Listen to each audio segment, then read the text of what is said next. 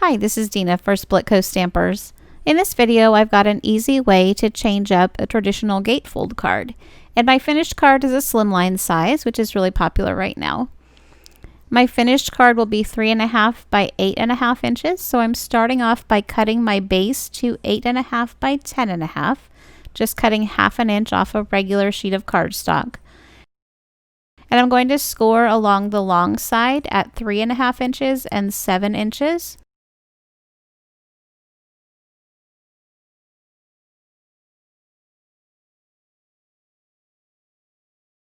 And then I'll fold those panels both into the center and burnish the fold lines.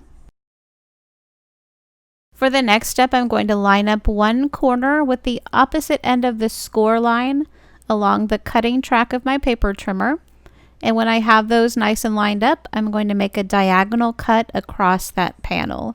And you can start at the left corner or the right corner. It doesn't really seem to matter. I started at the left corner here. For the other bottom section, your cut line is going to be parallel to the first one. So I cut from the top left corner. On this section, I'm going to cut from the bottom right. And again, line the corner up on my cutting track with the end of the score line on the opposite side of the card. So here's what that finished card base is going to look like. We're going to use those cut off triangles too. All you need to do is cut off 3/4 of an inch from the wide end of the triangle, and that will make a nice layering panel with about an 1/8 inch border around it.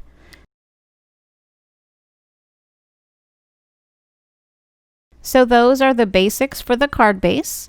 There is a link to the photo tutorial below, and you can head over there for some more card design tips as well as a formula for making this card style in any size. Thank you so much for watching.